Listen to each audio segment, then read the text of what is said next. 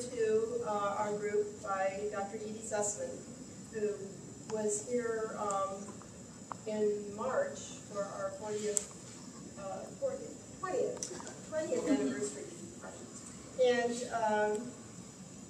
Mark is a GBM survivor, and he is also a computer nerd.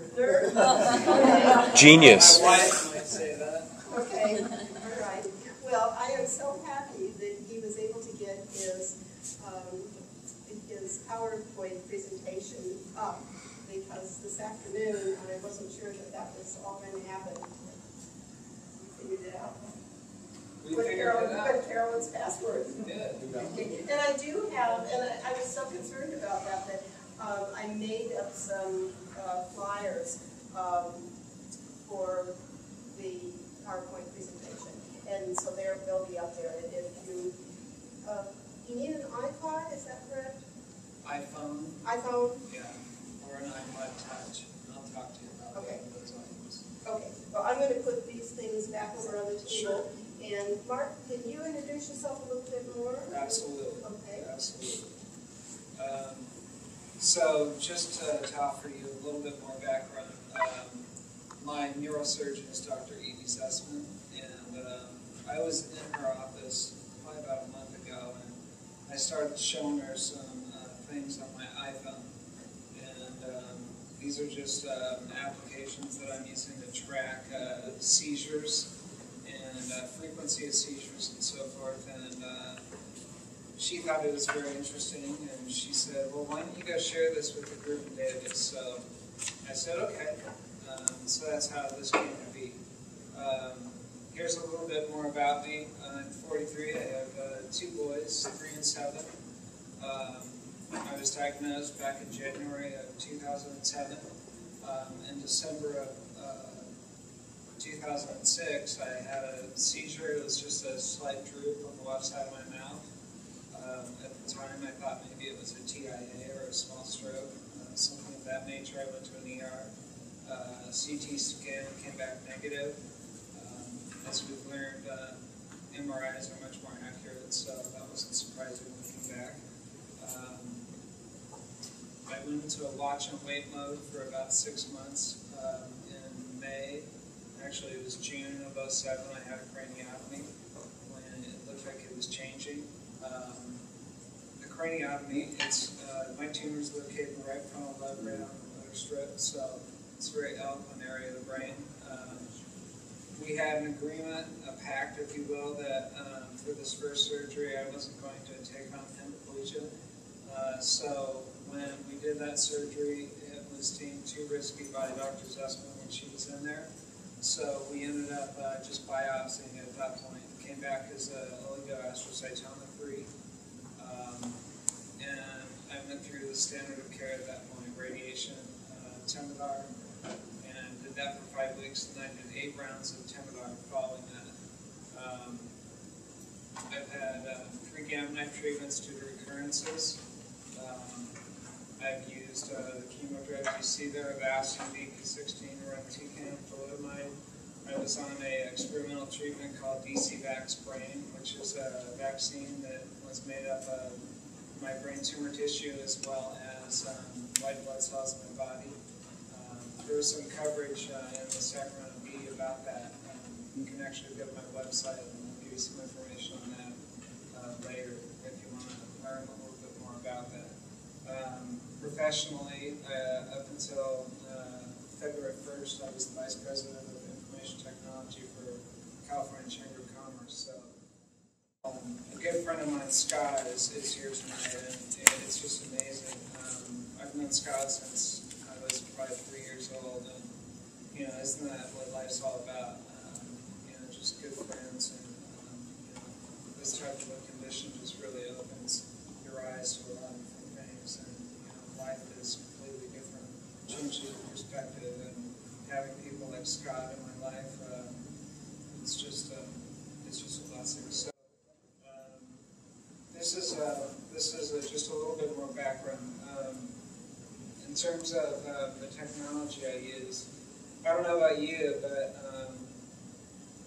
now I can use the brain tumor excuse when I forget things, but it doesn't fly well with my wife, because even before I had a brain tumor, I would forget things, and so she doesn't let that go.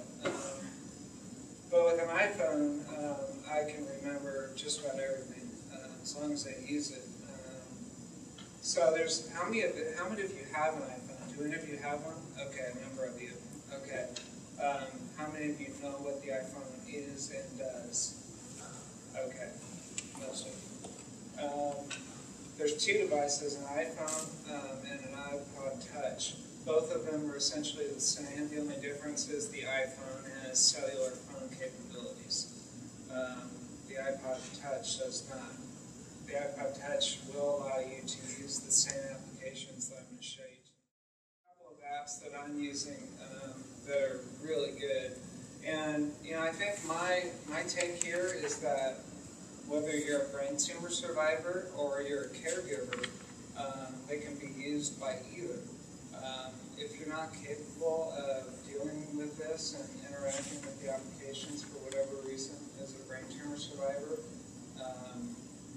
caregiver can handle this. And this is vital information, in my opinion, that can be communicated back to doctors. In this instance, I've used a program called Logger Pro. It's about $2 to purchase, and you have it forever. And every time I have a seizure, you can set up events. They're on that left screen. I have a number of different events: headaches, seizures, you name it, illnesses. Right now, I'm focused really on seizures and headaches. So what I can do is every time I have a seizure, I can open this application and just log the occurrence simply by pushing the Use Current Time button. It'll log it immediately. I can add a note if I want to, and that's what I've done in many cases. I can never remember, nor do I want to rely on my wife's memory. No offense, Rachel. No one could remember all this stuff, especially if you're having really frequent seizures. Again, this is the same application. On the left, this is really good information. It's interesting to see how how often or the average time between occurrences. Looking at median time between occurrences, the longest time between occurrences, etc. And then on the right, this is I expressed it in seconds. So how many minutes was each seizure? And from left to right, that's just time from October 28th to April 9th this year. And then from top to bottom, that's the actual duration of the seizure expressed in seconds. Health and family. I store all my medical information in here. The stuff that is real important that most doctors are going to want to know.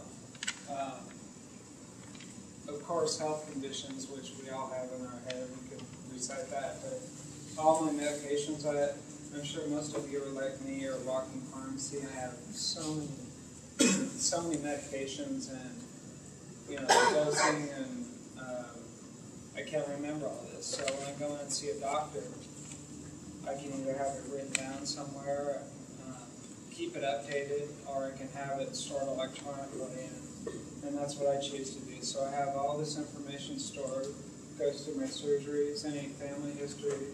My dad had a stroke, he's got high blood pressure, etc., etc. So this is a great tool to go through and store all this type of information. So when I'm in the office, I can pour that out, and I don't have to worry about maintaining it.